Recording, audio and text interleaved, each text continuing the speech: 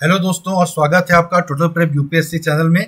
इसमें right now आप देख रहे हैं इंडिया ईयर बुक का chapter number 1 land and the people. बहुत ही इंपॉर्टेंट चैप्टर है, बहुत सिंपल बातें इसमें बताई गई हैं और इस पे क्वेश्चन आए चाहे ना आए, क्वेश्चन वैसे आ ही जाता है इसमें, हर 1-2 साल में एक नया क्वेश्चन इस चैप्टर से आ ही जाता है। हर किसी को इस चैप्टर में बताई गई सारी बातें पता होनी ही चाहिए।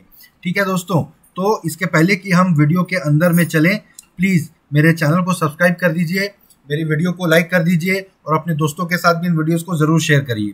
ठीक है, इंडिया ईयर बुक की पूरी तैयारी मैं आपको करवा दूंगा। आखिरी 20 दिन की हम ये सीरीज चला रहे हैं, 20 दिन यूपीएससी इन। ठीक है, आखिरी के दिनों में जो रिवीजन होता है वो सबसे ज्यादा इंपॉर्टेंट होता है, ये हर एक स्टूडेंट को पता है। ये मेरे चैनल के सपोर्ट से आप बहुत आसानी से कर पाएंगे। बदले में आप प्लीज मेरे चैनल को सब्सक्राइब कर दीजिए और अपने दोस्तों तक शेयर कर दीजिए।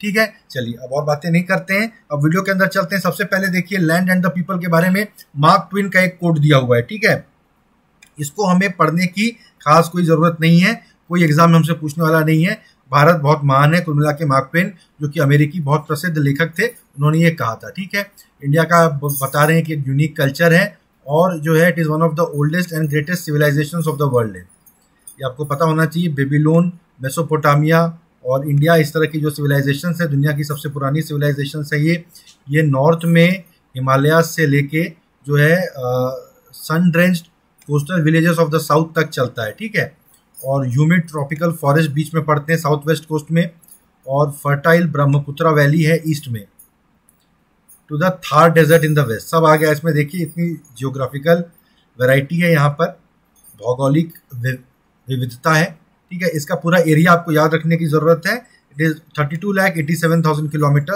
Square kilometre. ठीक है, इसमें देखते हैं नोट क्या बताता है। नोट इसमें क्लिकेबल नहीं है। ठीक है, it has achieved all round socio economic progress during the last so many years. Independence के बाद से काफी विकास हमारे देश में हो गया है। भारत दुनिया का 7th लार्जेस्ट कंट्री है साइज के हिसाब से। ठीक है, और पॉपुलेशन के हिसाब से सेकेंड है। 2050 तक हम लोग चाइना को पीछे छोड़ देंगे और हम दुनिया की सबसे ज्यादा पॉपुलेशन वाली कंट्री हो जाएंगे। ठीक है, फिर बाकी एशिया से हम लोग थोड़ा अलग हट के चलते हैं, जैसे माउंटेन्स और सी से हमारी बाउंड्री बना दी गई हो। ठीक है, तो हमको एक डिस्टिंक्ट ज्योग्राफिकल आइडेंटिटी मिली हुई है, जो इंडियन सब कॉन्टिनेंट जिसको कहते हैं, वो बाकी एशिया से थोड़ा अलग हट के है। ठीक है, साउथ में जाते हैं जब हम, हिमालय से चालू करते हैं नॉर्थ में, साउथ में चलते हैं ट्रॉपिक ऑफ कैंसर, जो कर्क रेखा है उसको पार करके इंडियन ओशियन और बे ऑफ बंगाल के बीच में और Arabian sea to the west, यहाँ तक इंडिया फैला हुआ है। ठीक है, पूरी तरह से इंडिया नॉर्दर्न हेमिस्फीयर में है। जो हमारा मेन लैंड है, मेन लैंड यानी जो आइलैंड को छोड़ दिया जाए अगर, तो वो कहाँ तक है देखिए, लैटिट्यूड यानी अक्षांश रेखाएं 8 degree 4 minutes to 37 degree 6 minutes north. ठीक है, और लॉन्गिट्यूड क्या होता है, देशांतर रेखाएं 68.7 डिग्री से 97 डिग्री 25 मिनट्स ईस्ट। ठीक है, डिग्री से मिनट का कन्वर्जन आपको पता होना चाहिए, नहीं पता है तो आप एक बार गूगल करके देख लीजिए। 68 degree 7 minute is not equal to 68.7 degrees. ठीक है, इसका अगर आपको पॉइंट में भी बताया जा सकता है, वो कैसे बताएंगे, 68.7 अपॉन ये 360 डिग्री होगा। ठीक है, 7 मिनट्स जो है वो अपॉन 360 मिनट्स, एक मिनट को, एक डिग्री को 360 मिनट में, या ऐसा ही कुछ अमाउंट है। इसको आप एक बार चेक कर लीजिए। 60 मिनट होते हैं एक डिग्री में ना, अच्छा 60 मिनट होते हैं, सॉरी 7/60 होगा।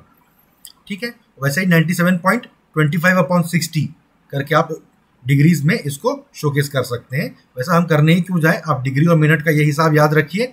और अगर आपको ऑप्शन में कंफ्यूज करने के लिए पॉइंट में देता है, तो जैसा कि मैंने आपको बताया 68.7/60, ठीक है, मिनट्स में आपको बताना है।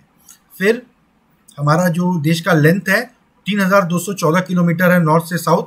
ठीक है, और चौड़ाई में कितना है 2933 किलोमीटर, तो लगभग 3200 किलोमीटर लंबा है और लगभग 3000 किलोमीटर चौड़ा है इंडिया। ठीक है, इसके लैंड फ्रंटियर यानी जो सीमाएं हैं हमारे देश की, जमीनी सीमाएं 15,200 किलोमीटर है। ये सारा डेटा आपको बहुत आसानी से एग्जाम में आ सकता है, कई बार आ चुका है। ठीक है, आगे भी आ सकता है। ठीक है, मेन लैंड यानी जो आइलैंड्स को छोड़ दिया जाए तो हमारी जो सबको मिला के मेन लैंड, लक्षद्वीप और अंडमान, इनको मिला के अगर आप कोस्ट लाइन देखोगे तो हमारी तटीय सीमा जो है 7,516.6 किलोमीटर है। ये आपको अनफॉर्चुनेटली याद रखना पड़ेगा, इसका और कोई रास्ता नहीं है। हमारा जियोग्राफिकल बैकग्राउंड क्या है कि इसमें countries having a common border with India कौन कौन से देश हैं? Afghanistan and Pakistan to the north west, China, Bhutan and Nepal to the north, Myanmar to the far east and Bangladesh to the east. ठीक है, अफगानिस्तान से हमारी सीमा देखिए, पाक ऑक्युपाइड कश्मीर जो है वो तो हमारी पार्लियामेंट का रेजोल्यूशन है कि हमारे देश का ही हिस्सा है। उस कश्मीर का, पाक ऑक्युपाइड कश्मीर का जो लैंड है वो अफगानिस्तान से लगता है, वरना एज सच करेंटली तो वो पाक ऑक्युपाइड कश्मीर हमारे देश में नहीं है, तो हमारी एज सच अफगानिस्तान के साथ कोई सीमा नहीं लग रही है। पर क्यों ऐसा हम कहते हैं कि लग रही है वो आप समझ गए यहाँ पर। ठीक है, तो ये जो सारे देश हैं हमारे साथ लगे हुए हैं। श्रीलंका भी हमारे देश का नेबर है, लेकिन एक छोटे से चैनल ऑफ सी से सेपरेटेड है, उसको पाक स्ट्रेट बोलते हैं। स्ट्रेट यानी दो वाटर बॉडीज को जोड़ने वाली एक पतली सी नहर, एक पतली सी वाटर बॉडी जो दो बड़ी वाटर बॉडीज को जोड़ती है, उसको पाक स्ट्रेट उसको स्ट्रेट कहते हैं। तो इंडिया के मैप में आप देखेंगे थोड़ी देर में, पाक स्ट्रेट है और गल्फ ऑफ मन्नार है। गल्फ जमीन के अंदर अगर थोड़ा सा समुद्र घुसा हुआ हो तो उसको गल्फ कहते हैं। ठीक है, खाड़ी कहते हैं। तो कंट्री जो है उसको 6 जोन्स में डिवाइड किया जाता है, north, south, east, west, central and north east zone. ठीक है, इसमें देखिए ये इसी साल का है, हमको बताया गया है, इंडिया ईयरबुक 2020 ये बता रहे हैं 28 स्टेट और 9 यूनियन टेरिटरीज हैं, जबकि हमारे देश में 29 स्टेट है। नहीं, ये शायद जम्मू कश्मीर वाले डिसीजन के बाद का है क्या? उसके बाद, हाँ, जम्मू कश्मीर डिसीजन के बाद का। देखिए मैं भी गड़बड़ा रहा था, जम्मू कश्मीर अब स्टेट नहीं रहा, वो अब यूनियन टेरिटरी हो चुका है, जम्मू कश्मीर और लद्दाख। पहले 29 स्टेट हुआ करते थे, तेलंगाना बनने के बाद 29 स्टेट्स थे और 7 यूनियन टेरिटरीज हुआ करते थे। अब एक स्टेट हट गया जम्मू कश्मीर और वो 2 यूटी बन गया है, जम्मू कश्मीर एंड लद्दाख। एक बहुत ही इजी क्वेश्चन अगर देना हो तो ये भी क्वेश्चन दिया जा सकता है, how many union territories are there in India right now और how many states are there in India right now. काफी लोग इसमें कंफ्यूज हो जाएंगे, आपको याद रखना है। देखिए फिजिकल फीचर्स में चलते हैं तो हमारा जो मेनलैंड है इसके 4 रीजन है। ठीक है, मतलब जियोलॉजिकली स्पीकिंग 4 रीजन चलते हैं। ग्रेट माउंटेन जोन, ठीक है, गंगा के मैदान, plains of the Ganga and Indus, Ganga और सिंधु के मैदान, desert region and the southern peninsula, दक्षिणी प्रायद्वीप। तो हिमालयास जो हैं इनकी कई पैरेलल रेंजेस चलती हैं, interspersed with large plateaus and valleys. ठीक है, तो पैरेलल रेंज यानी कि देखिए जो इस तरह का होता है, क्या कहते हैं, जैसे माउंटेन की आप स्ट्रेट लाइन इमेजिन करिए, स्ट्रेट लाइन, उसके नीचे एक और स्ट्रेट लाइन, उसके नीचे एक और स्ट्रेट लाइन, इस तरह की पैरेलल रेंजेस में हिमालय पूरा चल रहा है। ठीक है, बीच बीच में घाटियां हैं, कहीं कहीं पठार भी हैं, थोड़ा बस जमीन ऊंची उठी हुई प्लेन जमीन है। तो उसमें कश्मीर वैली है, कुल्लू वैली है, इनके नाम आप सबने सुन रखे हैं। ये बहुत फर्टाइल हैं, बहुत एक्सटेंसिव हैं और बहुत ग्रेट सीनिक ब्यूटी के लिए भी जाने जाते हैं, टूरिस्ट स्पॉट हैं कश्मीर और कुल्लू वैली। ठीक है, दुनिया की सबसे highest peaks, some of the highest peaks are found in these ranges. ठीक है, अब जो हाई एल्टीट्यूड है उसमें कुछ पासेज मिलते हैं हमको, ठीक है, जो कि दर्रा कहते हैं हिंदी में जिसे। तो जेलेपला और नाथुला ये main Indo Tibet trade route है through the Chumbi valley, north east of Darjeeling. ठीक है, याद रखिए जेलेपला, नाथुला, चुम्बी वैली दार्जिलिंग के नॉर्थ ईस्ट में जाके, और Shipkila in the Sutlej valley north east of Kinnaur. ठीक है, ये 2 पॉइंट्स आपको याद रखने हैं, ये 3 जो वैलीज हैं, जेलेपला, नाथुला और शिपकिला। ठीक है, तो जो यहाँ से हम इंडो तिब्बत इन दर्रों के थ्रू जाते हैं, बाकी ने तो पहाड़ ने एक दीवार जैसी बना रखी है हमारे देश के नॉर्थ में। जो माउंटेन वॉल है वो करीब 2400 किलोमीटर लंबी है। ठीक है, जो कि 240 से 320 किलोमीटर की डेप्थ उसमें, या उसकी चौड़ाई आप बोलिए, वो वेरी करते रहती है। ईस्ट में, एकदम ही ईस्ट में, इंडिया और म्यांमार और इंडिया और बांग्लादेश के बीच में जो हिल रेंजेस हैं वो थोड़ी नीचे की हैं, वहाँ कोई बर्फ जमती है या बहुत ऊंचे ऊंचे पहाड़ है ऐसा नहीं है, पर पहाड़ियाँ थोड़ी टाइप की हैं। ठीक है, फिर अगर आप अरुणाचल का मैप देखोगे तो गारो, खासी, जयंतिया हिल्स है वहाँ पे, और नागा हिल्स नागालैंड में, they run almost east west, join the chain to Mizo and Rakhine hills running north south. Mizo hills north south चलती हैं ऊपर से नीचे, और ये गारो, खासिया, जयंतिया और नागा हिल्स जो है वो ईस्ट वेस्ट चलती हैं हॉरिजॉन्टली। तो ये क्या है, आपस में हिमालय से इनको मिजो और राखीने हिल्स को जोड़ देती हैं। राखीने हिल्स क्यों इनका नाम, राखीने प्रोविंस है म्यांमार में, जिसका नाम आपने सुना होगा। रोहिंग्या लोगों को लेके जो पूरा विवाद चल रहा है रोहिंग्या लोगों को वहाँ से, वहाँ की सरकार और आर्मी हिंसा करके भगा दे रही है वहाँ से, वो बेचारे शरण ले रहे हैं देश भर में, दुनिया भर में। तो वो राखीने जो प्रांत है वहीं पे ये सारी घटनाएं हो रही हैं। ठीक है, जो गंगा के मैदान है और इंडस के मैदान है वो भी 2400 किलोमीटर लॉन्ग है और 240 टू 320 किलोमीटर ब्रॉड है, जस्ट लाइक द हिमालयाज। वो 3 डिस्टिंक्ट रिवर सिस्टम से बनते हैं। कौन सी 3 डिस्टिंक्ट रिवर सिस्टम्स है वो? Indus river system, Ganga river system और ब्रह्मपुत्र रिवर सिस्टम। ये सब पॉइंट्स याद रखने वाले हैं। दुनिया के सबसे बड़े फ्लैट अलुवियम यानी अलुवियल सॉइल वहां पर है। ठीक है, जो कि बहुत ही उर्वर होती है, बहुत ज्यादा फर्टाइल होती है और वन ऑफ द, इसीलिए this is one of the most densely populated area on the earth. ऐतिहासिक तौर पे नदी के किनारे और जहाँ की जमीन बहुत ज्यादा फर्टाइल है वहीं पर लोग आके बसे हैं। ठीक है, भारत को पास में आप सबने सुना होगा, कहा जाता था कि भारत सोने की चिड़िया है। किस लिए? इन्हीं मैदानों के लिए। पहले दुनिया में इंडस्ट्री नहीं थी, सिर्फ एग्रीकल्चर था। एग्रीकल्चर के लिए आपको फर्टाइल लैंड चाहिए, वो यहाँ पर बहुत बहुतायत में मौजूद है। इसलिए दुनिया भर से आप देखोगे हमारे नेबरहुड से लोग आ के लोग इस इलाके को अटैक करके लूट के लेके जाते थे। ठीक है, और कहते ना कि भारत ने कभी किसी दूसरे देश पर हमला नहीं किया। हमारे यहाँ से हम किसी और को लूटने नहीं जाते थे, क्योंकि क्यों जाएंगे, हमारे यहाँ इतनी जबरदस्त फर्टाइल जमीन है ना, हमारे पास तो सब कुछ एक्सेस में यहाँ पर उग रहा है, हम बहुत आराम से रह रहे हैं यहाँ पर। ठीक है, यमुना, दिल्ली के पास यमुना जो है और बे ऑफ बंगाल में मतलब 1600 किलोमीटर, इस दौरान जो है जमीन इतनी फ्लैट है कि सिर्फ 200 मीटर ऊपर नीचे होता है। ठीक है, पूरा एकदम टेबल टॉप जैसा फ्लैट जमीन है, बहुत आसानी से खेती करो रहो, ट्रांसपोर्ट भी आसानी से होता है। इस तरह का हमारा वो प्लेन लैंड है। ठीक है, अब डेजर्ट रीजन जो है वो 2 पार्ट है, एक ग्रेट डेजर्ट है और एक लिटिल डेजर्ट है। ग्रेट डेजर्ट क्या, रन ऑफ कच्छ गुजरात से extends from the edge of the Rann of Kutch beyond the Luni river northward. Luni जो रिवर है ये बहती है राजस्थान में।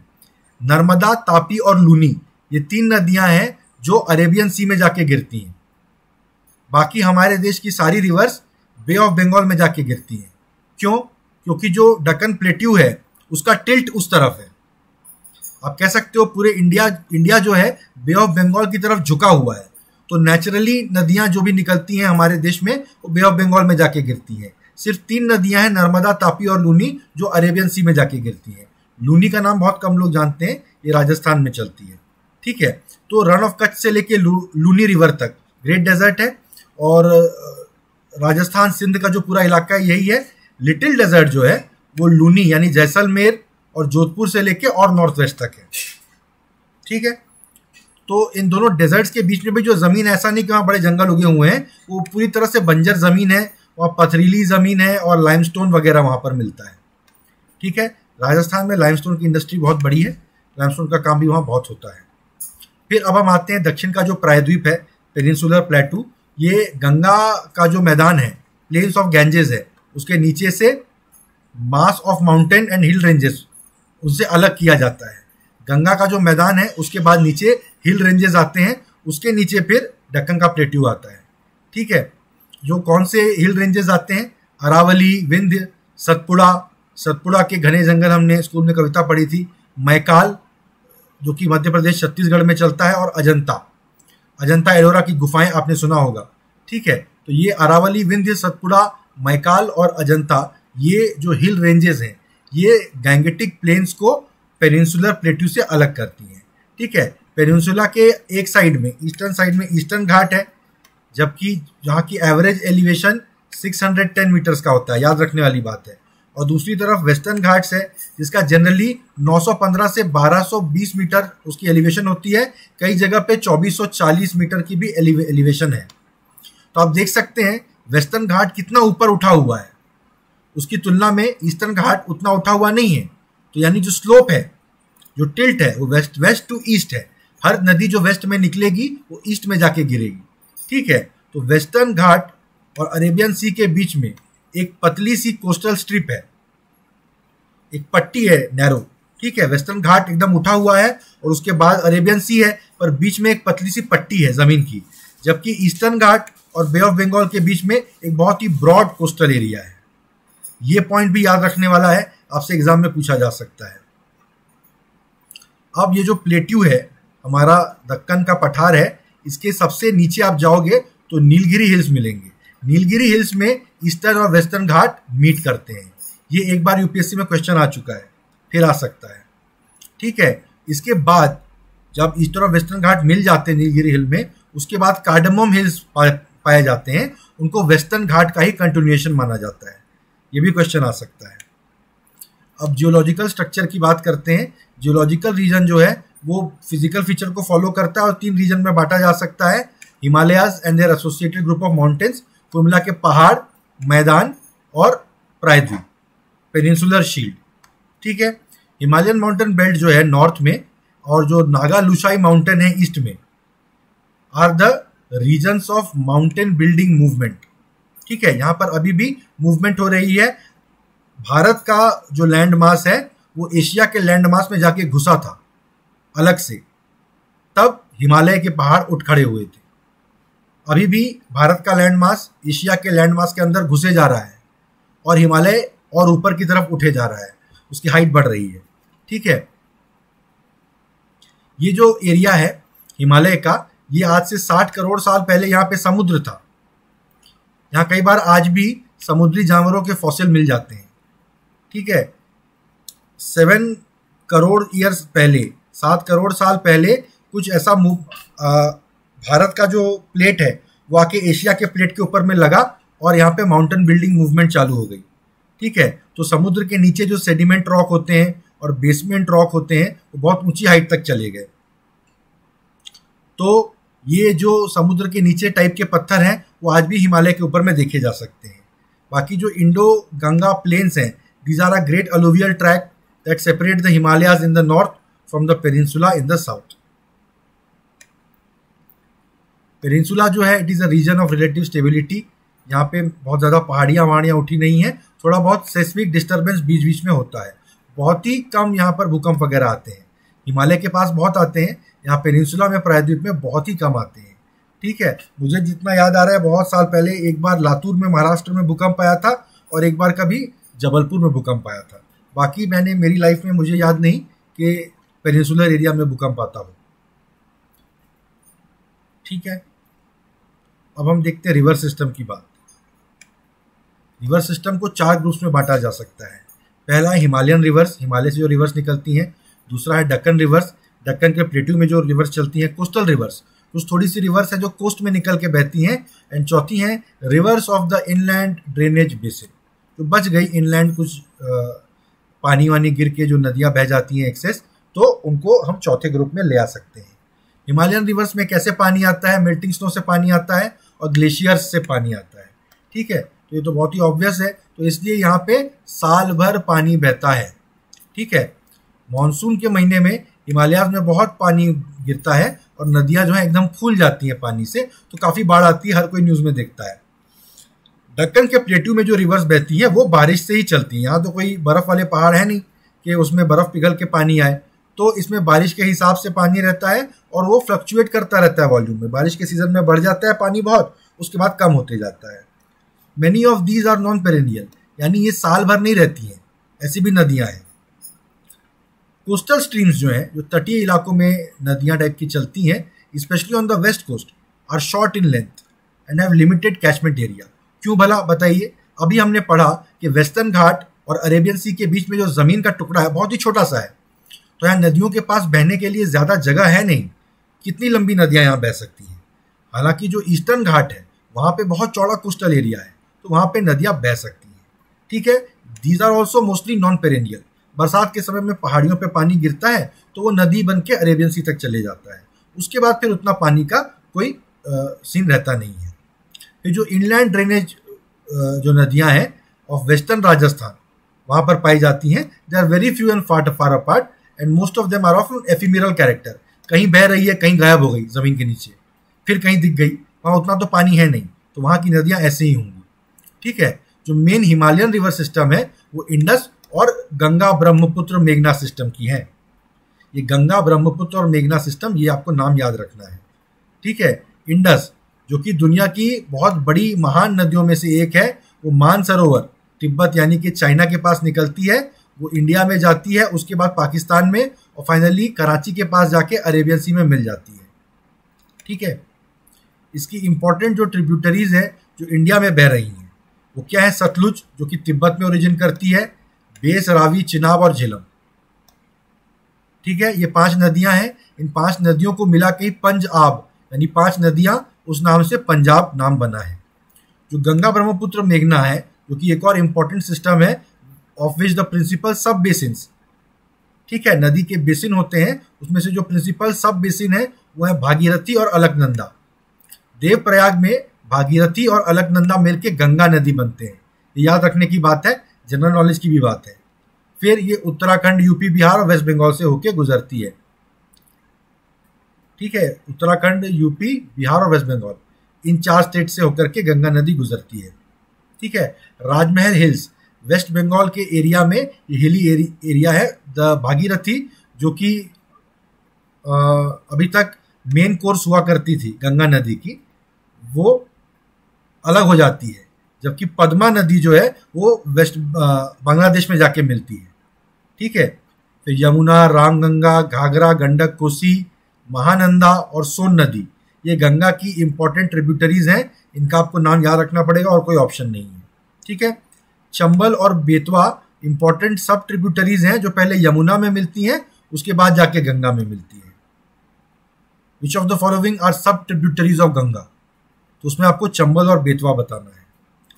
पद्मा नदी गंगा का वो हिस्सा जो बांग्लादेश में जाता है, और ब्रह्मपुत्र जो कि चाइना से होके, नॉर्थ ईस्ट से होके फिर इधर आती है बांग्लादेश में।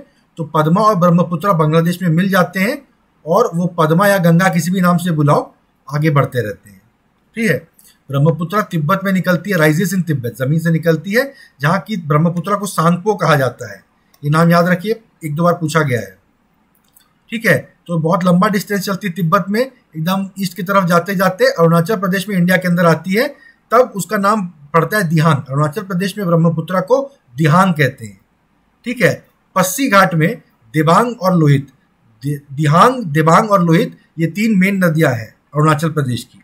ठीक है, तो पस्सी घाट में जाके दिबांग और लोहित ब्रह्मपुत्र, जिसको कभी तक दिहांग कह रहे थे, उसमें मिल जाती हैं। और ये जो कंबाइंड रिवर है ये पूरी आसाम वैली में जाके से होते हुए बांग्लादेश जाती है, धुबरी के पार, धुबरी को पार करके, धुबरी के बाद बांग्लादेश में घुस जाती है। ये जो नाम मैंने आपको बताया आपको याद रखने हैं, बहुत इंपॉर्टेंट है। ब्रह्मपुत्र का इंडिया में प्रिंसिपल ट्रिब्यूटरी नदियां कौन है? सुबनसिरी, जिया भरेली, धनश्री, पुठीमारी, पगलाडिया और मानस, ये ब्रह्मपुत्र की मेन ट्रिब्यूटरी रिवर्स है। ब्रह्मपुत्र जो बांग्लादेश में है उसमें तीस्ता नदी जाके मिलती है और फाइनली वो गंगा में जाके मिल जाती है। गंगा जो कि बांग्लादेश में पद्मा के रूप में बह रही थी। ठीक है, बराक रिवर जो है, जो मेघना की मेन स्ट्रीम है, मेघना का अभी तक हमने जिक्र आया नहीं था, गंगा ब्रह्मपुत्र मेघना की हम बात कर रहे थे, अब देखिए मेघना की बात आ गई। मणिपुर में जो है बराक नदी निकलती है जमीन से, हिल्स ऑफ मणिपुर में। ठीक है, वही आगे चल के मेघना बनेगी। तो इसकी जो मेन ट्रिब्यूटरी है मक्कू, तरांग, तुवई, जिरी सोनाई, रुकनी, कटाखल, ये धलेश्वरी, लौंगा चिनी, मधुआ और जतिंगा। ठीक है, बराक बांग्लादेश में जाती है और गंगा ब्रह्मपुत्र के साथ मिल जाती है नियर भैरव बाजार, भैरव बाजार के पास जाके मिल जाती है। ये भी इंपॉर्टेंट पॉइंट आपको याद रखना है। दक्कन रीजन में जो मेजर रिवर सिस्टम्स हैं वो जनरली, जैसा कि हमने आपसे बात की, बे ऑफ बंगाल में जाके मिलती हैं। ठीक है, major east flowing rivers are what? Godavari, Krishna, Kaveri, Mahanadi. ठीक है, Narmada and Tapti are major west flowing rivers, जो कि मैंने आपको पहले भी बताया, ये अरेबियन सी में जाके मिलती हैं। गोदावरी जो है साउथ में, इसका सेकेंड लार्जेस्ट रिवर बेसिन है, 10% एरिया ऑफ इंडिया को कवर करता है गोदावरी का बेसिन। ठीक है, उसके बाद कृष्णा बेसिन है इस रीजन में, और महानदी तीसरे नंबर पर आती है, it is another large basin of the region. ठीक है, बेसिन ऑफ नर्मदा जो है वो चौथे नंबर पे आता है। आपको इसको अरेंज करने के लिए बोला जा सकता है, 1-2 बार आ चुका है। ठीक है, नर्मदा जो है अरेबियन सी में जाता है और कावेरी जो है साउथ में जाता है, बे ऑफ बंगाल में। ठीक है, जो कि लगभग सेम साइज के हैं। तो नर्मदा और कावेरी के जो बेसिन है वो लगभग सेम साइज के हैं, ये आपको याद रखना है। बहुत सारे कोस्टल रिवर्स हैं जो कि बहुत स्मॉल, छोटे छोटे हैं, लेकिन only handful of such rivers drain into the sea near the delta of east coast. ठीक है, there are as many as 600 such rivers on the west coast. तो ज्यादा कोस्टल रिवर्स कहाँ हैं? वेस्ट कोस्ट में है, और बहुत छोटी, बहुत ही कम इस तरह की नदियां जो हैं ईस्ट कोस्ट में है। ठीक है, कुछ एक नदियां राजस्थान से में जो है वो समुद्र में नहीं जाती हैं, वो सॉल्ट लेक वगैरह में जाके मिट्टी में गुम हो जाती हैं, रेत में। ठीक है, इसके अलावा देर आर डेजर्ट रिवर्स जो कि कुछ दूर ही चलती हैं और फिर डेजर्ट में गायब हो जाती हैं। लूनी उनमें से एक है, लूनी, मच्छु, रूपेन, सरस्वती, बानस, घग्गर और अदर्स। ठीक है, तो जो पूरा देश है उसको 20 रिवर बेसिन में या ग्रुप्स ऑफ रिवर बेसिन में बांटा गया है। इसमें से 12 मेजर बेसिन है और 8 कॉम्पोजिट रिवर बेसिन है, मिले जुले नदियों के बेसिन है। ठीक है, तो जो 12 मेजर रिवर बेसिन कौन से हैं? इंडस के हैं, गंगा, ब्रह्मपुत्र, मेघना के हैं, गोदावरी, कृष्णा, कावेरी, महानदी, पेन्नार, ये तो अभी तक जो नाम थे सुने थे, पेन्नार, फिर ब्राह्मणी, बैतरणी। बैतरणी उस नदी को कहा जाता है कि जब आप कहते हैं हमारे शास्त्रों में मरने के बाद जो है यमराज के पास जाते हो तो स्वर्ग या नरक कहाँ जाओगे, तो उसको बैतरणी नदी को पार करके जाना पड़ता है। तो ऐसे पहले कहते थे कोई मरे तो गाय दान करो, उसी गाय की पूंछ पकड़ के मृतात्मा स्वर्ग तक जाएगी। ठीक है, ये कहानी मैंने बता दिया, कभी मिथोलॉजी के नाम पे भी आपसे पूछ लिया जा सकता है।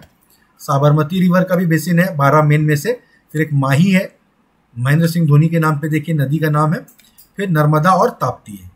ठीक है, हर इस बेसिन का ड्रेनेज एरिया जो है 20,000 स्क्वायर किलोमीटर के ऊपर है, इसलिए उनको मेजर रिवर बेसिन सिस्टम हमने बनाया है।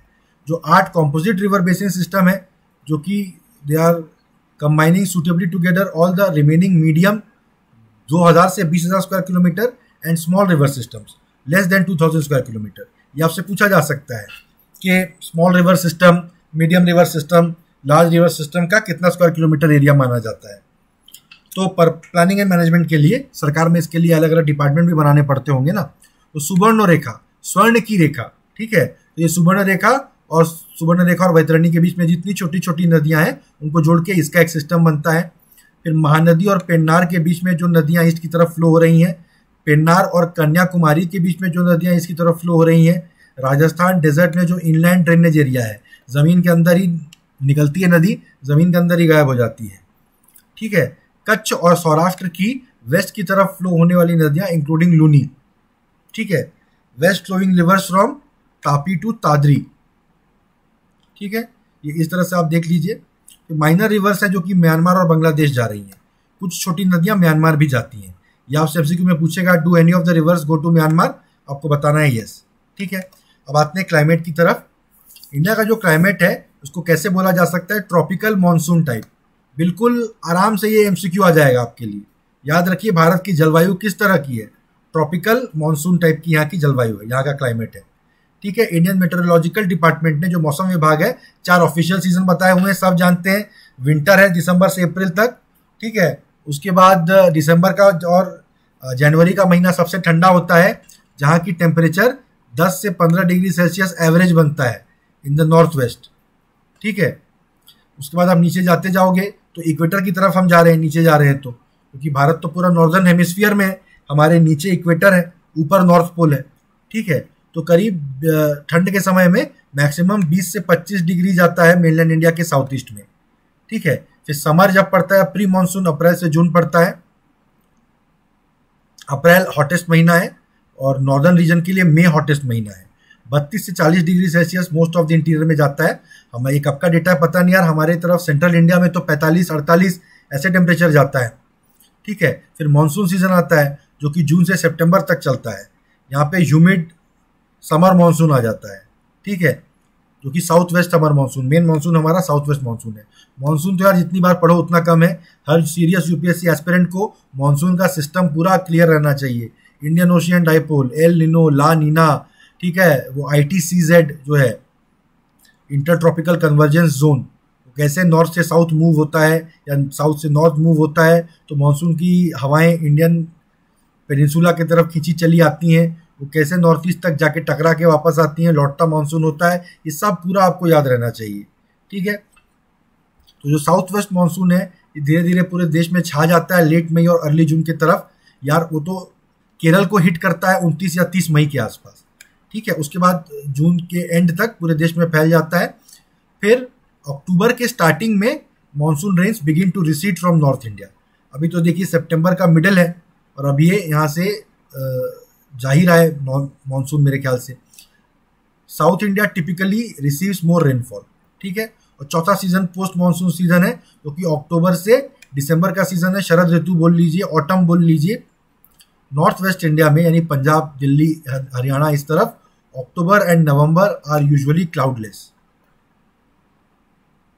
हिमालयन स्टेट्स जो है उसमें टेम्परेट वेदर होता है, पर्णपाती जिसे कहते हैं हिंदी में, ठीक है, जहां पतझड़ होता है और पत्तियों का रंग बदलना, ऑटम एंड स्प्रिंग, पत्ते झड़ जाते हैं ऑटम में और स्प्रिंग में नए पत्ते आते हैं, ठीक है। हिमालयन स्टेट्स में ये बहुत स्टार्कली दिखाई देता है। ऐसे तो हर जगह कहीं गर्मी के मौसम में आप देखते हो कि पत्ते झड़ रहे हैं, पर वहां बाकायदा ठंड के समय में पतझड़ का सीजन आता है, ठीक है। तो ट्रेडिशनली इंडिया में 6 सीजन माना जाता है, जो कि 2-2 महीने का 12 महीने ऐसे बांट दिए जाते हैं। वसंत ऋतु यानी स्प्रिंग, गर्मी यानी समर, मॉनसून, फिर अर्ली ऑटम, लेट ऑटम और विंटर, ठीक है। ये 6 सीजन माने जाते हैं based on the astronomical division of the 12 months into 6 parts, ठीक है। एंशिएंट हिंदू कैलेंडर में ऐसा माना जाता था। इंडिया का क्लाइमेट 2 सीजनल विंड से अफेक्ट होता है, एक तो नॉर्थ ईस्ट मानसून और दूसरा साउथ वेस्ट मानसून, ठीक है। नॉर्थ ईस्ट मानसून जो है इसको विंटर मानसून बोला जाता है या लौटता हुआ मानसून बोला जाता है। ये जमीन से सी की तरफ चलता है। हमारा मेन मानसून जो है वो है साउथ वेस्ट मानसून, जिसको कि समर मानसून बोलते हैं। ये समुद्र से जमीन की तरफ आता है, Indian ocean, Arabian sea, bay of Bengal को क्रॉस करके इंडिया पे छा जाता है, नॉर्थ ईस्ट तक जाके पहाड़ों से टकरा के जब वापस लौटता है तब वो लौटता मानसून बनता है और हम तक नॉर्थ ईस्ट की साइड से आ रहा है तो हम उसको नॉर्थ ईस्ट मानसून बोलते हैं। मैक्सिमम देश भर में साउथ वेस्ट मानसून से बारिश होती है, साउथ में चेन्नई वगैरह में लौटते मानसून से भी बारिश होती है। अब फ्लोरा यानी यहाँ का जो वनस्पति है हमारे देश की वो किस तरह की है, बहुत ही रिच है भारत फ्लोरा में, सबको पता है। तो इंडिया जो है is in the 10th position in the world and 4th in Asia in plant diversity, ठीक है। ये याद रखना है, आपसे पूछा जा सकता है। 70% जियोग्राफिकल एरिया अभी तक हमने सर्वे किया है। 46,000 of species of plants have been described by Botanical Survey of India, Kolkata. Botanical survey of India की जो हेडक्वार्टर है वो कोलकाता में, ये आपको याद रखना है, ठीक है। ज़्यादातर वेसिकुलर फ्लोरा है, जो कि जिसमें कि सबसे ज़्यादा वेजिटेशन कवर इसी का दिखाई देता है। इसमें 15,000 स्पीशीज़ है, ठीक है। अलग अलग तरह का क्लाइमेट यहाँ पे कंडीशन है, तो इंडिया में अलग अलग तरह की वेजिटेशन भी पाई जाती है। जाहिर बात है अलग अलग तरह का मौसम होगा, अलग अलग तरह के पेड़ पौधे उगेंगे, ठीक है।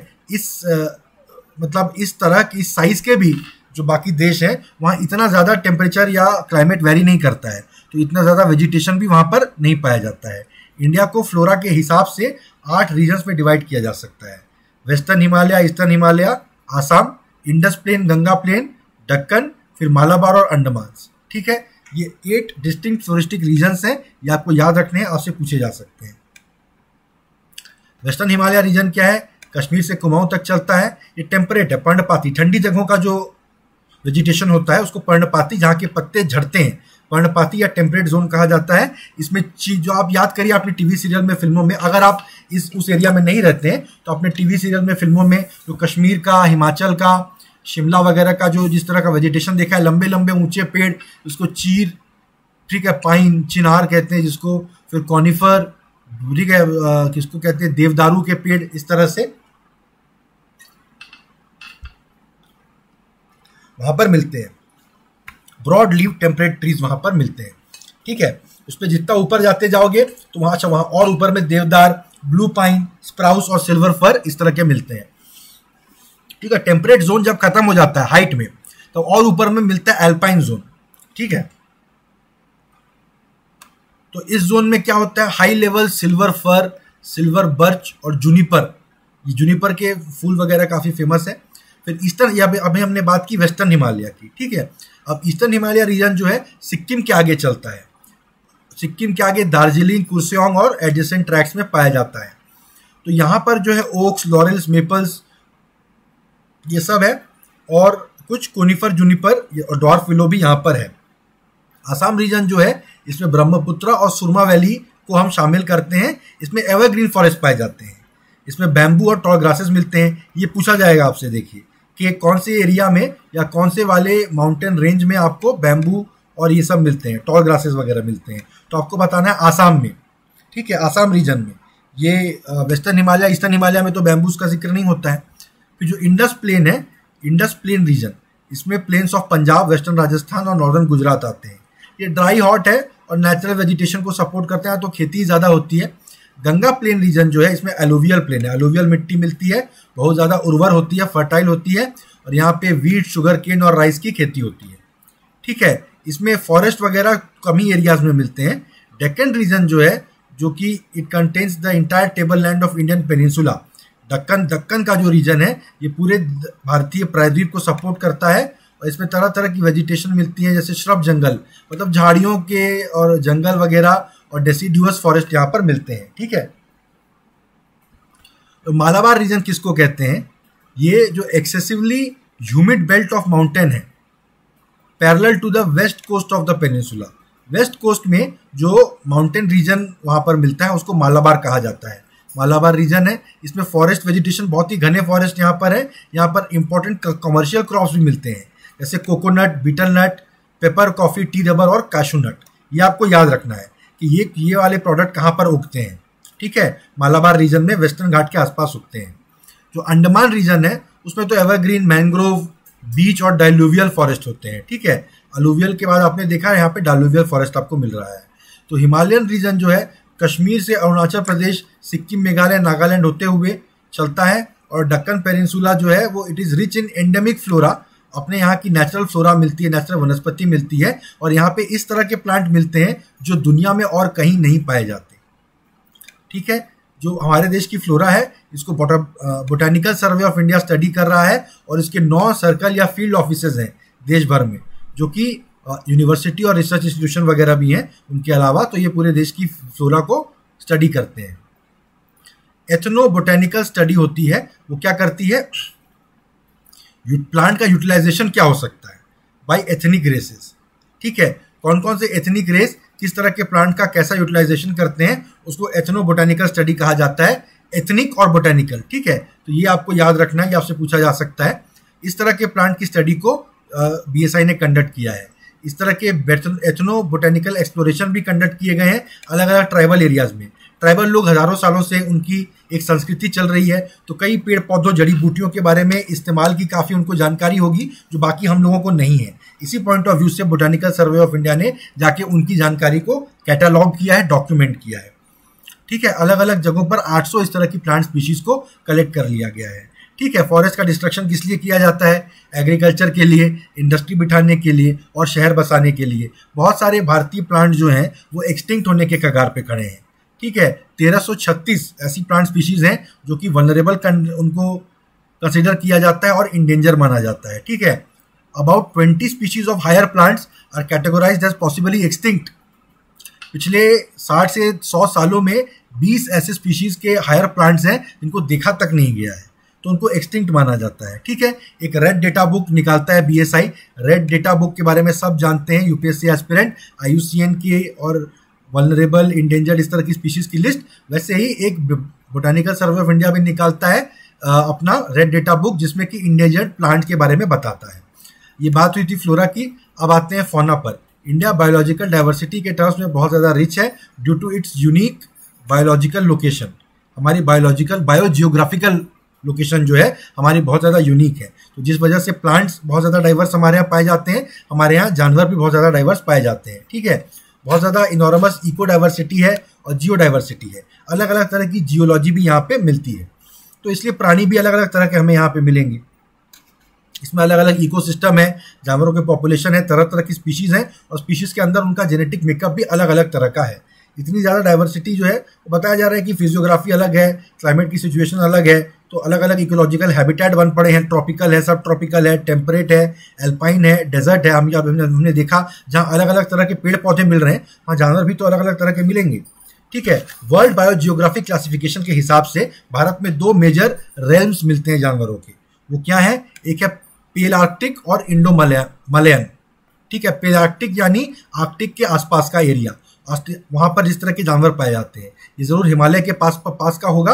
और ये इंडो मलयन, बाकी जो इंडो और मलय, मलेशिया और मलय, इस तरह के जो इलाके हैं, तो यहाँ पर जो जानवर पाए जाते हैं, इस तरह के 2 मेजर रेल्म्स भारत में मिलते हैं और 3 बायोम यहाँ पर मिलते हैं। बायोम और ये सब क्या है ये आपने शंकर आईएएस की बुक से पढ़ लिया होगा, नहीं पढ़ा है तो अभी तुरंत गूगल कर लीजिए। बायोम तो मैं समझता हूँ किसी भी सीरियस एस्पिरेंट को यूपीएससी एग्जाम के 20 दिन पहले यार बायोम तो पता होना चाहिए, ठीक है। नहीं पता है आप 12th की एनसीईआरटी बुक से भी पढ़ सकते हो, जो कुछ एक चैप्टर्स उसमें इकोलॉजी के लिए पढ़े जाते हैं, आप सबको मालूम होंगे। ये तो शंकर आईएएस की बुक से तो आप पढ़ के ही रखिए, ठीक है। 3 जो बायोम है वो क्या है, tropical humid forest, tropical dry deciduous forest और वार्म डेजर्ट सेमी डेजर्ट, ठीक है।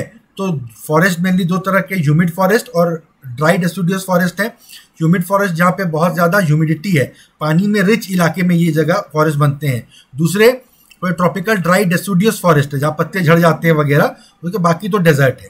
3 तरह के बायोम यहाँ पे मिलते हैं। तो इनके बारे में जैसे पहले बोटेनिकल सर्वे ऑफ इंडिया बात करती थी पेड़ पौधों के बारे में, तो अब जानवरों के बारे में wild life institute of India बात करेगी, ठीक है।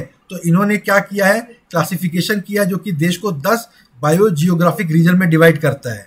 Trans Himalayan, Himalayan, Indian desert, semi arid, western Ghat, Deccan peninsula, Gangetic plain, north east India, island और कोस्ट, ठीक है।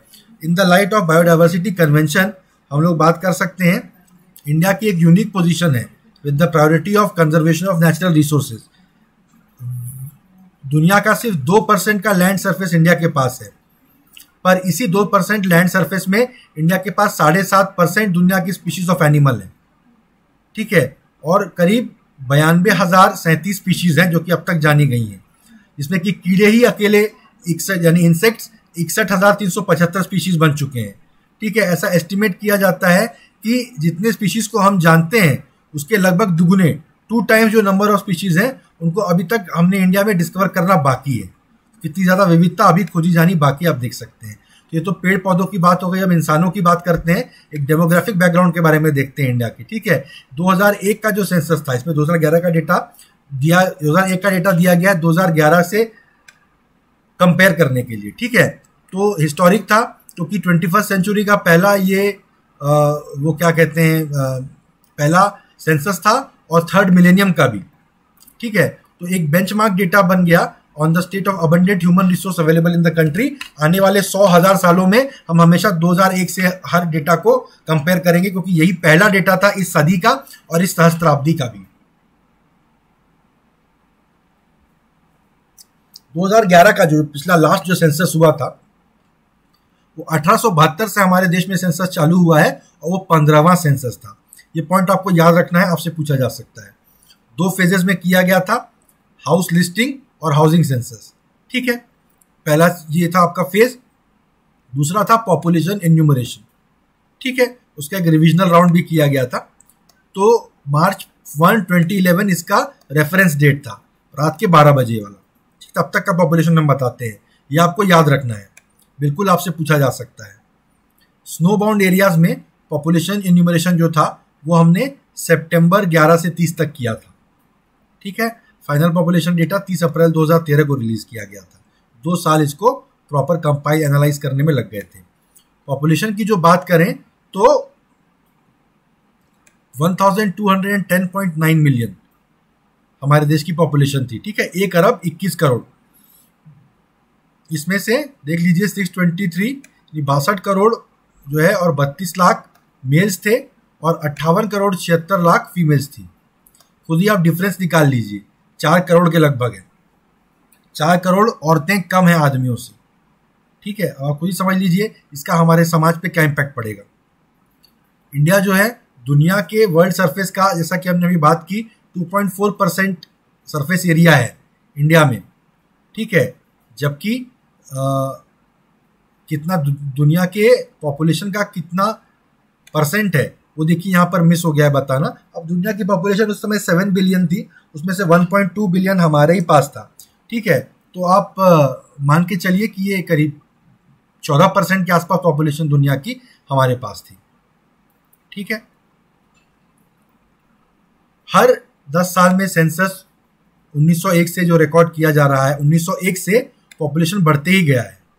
1911 से 21 के बीच में एक बार कम हुआ था पॉपुलेशन, ठीक है। आप सोचिए 10 साल में हमारे देश की पॉपुलेशन कम हो गई थी। इसका क्या कारण है आपको पता होना चाहिए। जैसे अभी ग्लोबल पेंडेमिक आया हुआ है 1920 में, आज से ठीक 100 साल पहले भी दुनिया में इन्फ्लुएंजा का पेंडेमिक आया हुआ था। उसमें भारत में भी 5 करोड़ लोग मारे गए थे। इसी बीच फर्स्ट वर्ल्ड वॉर भी हुई थी 1914 से 1917 के बीच में, तो उसमें भी भारत के सैनिक गए थे लड़ने के लिए। और फेमाइन वगैरह तो ब्रिटिश इंडिया में आते रहते थे, तो उस समय भी हमारे देश के काफ़ी लोग मरे थे। तो पहली बार इतने लोग मरे थे कि देखिए 10 साल में हमारी पॉपुलेशन बढ़ने की बजाय घट गई थी। ठीक है, ये पॉइंट इंपॉर्टेंट है कि कब पॉपुलेशन घटी थी बढ़ने के बजाय, आपको याद रखना पड़ेगा। पॉपुलेशन डेंसिटी, जनसंख्या घनत्व प्रति स्क्वायर किलोमीटर कितने लोग रहते हैं, तो इंडिया में 382 लोग रहते हैं। ठीक है, और हर डेकेड में ये 17.72% की रेट से बढ़ रहा है। हर स्टेट और यूनियन टेरिटरी में पॉपुलेशन डेंसिटी बढ़ी है 1991 से 2011 के बीच में। बिहार सबसे ज़्यादा थिकली पॉपुलेटेड स्टेट है, आपको याद रखना पड़ेगा, पूछा जा सकता है। उसके बाद वेस्ट बंगाल है, तीसरा केरला है। सेक्स रेशियो यानी प्रत्येक 1000 पुरुषों पे कितनी महिलाएं हैं, ये बहुत ही इंपॉर्टेंट सोशल इंडिकेटर है ये। ठीक है, पुरुषों और स्त्रियों के बीच में इक्वालिटी कैसी चल रही है समाज में, उसको जानने के लिए। सेक्स रेशियो हमारे देश में महिलाओं की तरफ हमेशा अनफेवरेबल रहा है। वो 20th सेंचुरी यानी 1901 के आसपास 972 था, और उसके बाद कंटिन्यूस डिक्लाइन होते गया 1941 तक। ठीक है, तो 2001 से 2011 के बीच में लेकिन ये 10 पॉइंट इंक्रीज हुआ है। लेकिन चाइल्ड सेक्स रेशियो यानी 0 to 6 ईयर्स के बच्चों के जो सेक्स रेशियो है, कितने मेल चाइल्ड है तो कितने फीमेल चाइल्ड है, वो डिक्लाइन हो गया है 919 फीमेल चाइल्ड पर 1000 मेल चाइल्ड। ठीक है, तो आने वाले समय में आप अंदाजा लगा सकते हो कि हमारे देश में ये कमी होगा महिलाओं की संख्या पुरुषों की संख्या की तुलना में। बहुत ही बड़ा एक कंसर्न का कारण है। और लिटरेसी की बात करें तो in the census 2011 a person aged 7 and above जो कि who can read and write with understanding in any language is treated as literate. ठीक है, तो लिटरेट यानी साक्षर व्यक्ति की डेफिनेशन क्या है? अगर 7 साल से ऊपर का कोई व्यक्ति पढ़ लिख सकता है, किसी भी भाषा में पढ़ लिख के समझ सकता है, तो उसको लिटरेट माना जाता है। अ पर्सन जो कि पढ़ सकता है पर लिख नहीं सकता, उसको लिटरेट नहीं माना जाता है। पहले बोलते थे जो अपना नाम लिख लेता है वो साक्षर है। तो कई जैसे डोमेस्टिक हेल्प है, काम वाली बाइयाँ, मजदूर वगैरह हैं, उनको पगार उठाने के लिए अंगूठा लगाने में उनको शर्म लगती थी, अपना नाम साइन करना वो सीख लेते थे, है ना। तो मुन्नी बाई समथिंग देवी ऐसा करके वो अपना नाम सीख लेते थे। तो पहले माना जाता था कि ये लोग साक्षर हैं, नाम लिख ले रहे हैं। अब ऐसा नहीं है। जो पढ़ सकता है पर लिख नहीं सकता है उसको साक्षर नहीं माना जाता है। पढ़ना लिखना विद अंडरस्टैंडिंग दोनों आना चाहिए, किसी भी भाषा में हो। ठीक है, 1991 के पहले जो सेंसस होते थे उसमें 5 साल के बच्चों को ऐसे ही इलिटरेट गिन लिया जाता था, क्योंकि गड़बड़ वाली बात है, नहीं गिनना चाहिए। इलिटरेट की तादाद बढ़ जाती है बिना मतलब। 5 साल से कम उम्र का बच्चा क्या लिटरेट क्या इलिटरेट, है ना। तो 2011 के सेंसस ने बताया there has been an increase in literacy in the country. The literacy rate in the country is 73%। ठीक है, ये आपको याद रखना है। इसमें भी एक डिस्पैरिटी है, देखिए लगभग 81% फॉर मेल्स है और 64% है फॉर फीमेल्स। ठीक है, केरला जो है 94% लिटरेसी रेट के साथ हमेशा से देश के टॉप पर रहा है। उसके बाद दूसरा आता है लक्षद्वीप। ठीक है, बिहार जरूर बॉटम पे रहा होगा। हाँ, Bihar with literacy rate of 61.8% ranks last in the country. ठीक है, केरला जो है मेल लिटरेसी में भी टॉप स्पॉट पे है और फीमेल लिटरेसी में भी टॉप स्पॉट पे है। ठीक है, बिहार दोनों में लोएस्ट स्पॉट पे है। ठीक है, इसके साथ हमारा ये पहला चैप्टर खत्म होता है। गाइस, कितना इंपॉर्टेंट चैप्टर था आप देख रहे हैं। करीब 10-12 पन्ने कवर करने में हमें लगभग 50 मिनट लग गए हैं। ठीक है, लेकिन अगर ये वीडियो आपने ध्यान से सुनी है, मैं गारंटी ले सकता हूं कि इससे रिलेटेड एक ना एक क्वेश्चन तो आएगा यूपीएससी प्री में अभी, और वो आप बिल्कुल गारंटी के साथ सॉल्व कर पाएंगे। ठीक है, तो अगर मेरी वीडियो आपको पसंद आई, प्लीज़ मेरे चैनल को सब्सक्राइब कर दीजिए, मेरी वीडियो को लाइक कर दीजिए और अपने दोस्तों के साथ जरूर शेयर करिए। कमेंट सेक्शन में मुझे बताइए आपको क्या अच्छा लग रहा है और क्या एक्सपेक्ट करते हैं आप इस चैनल से। ठीक है, थैंक यू गाइज, मिलते हैं मेरी अगली वीडियो में।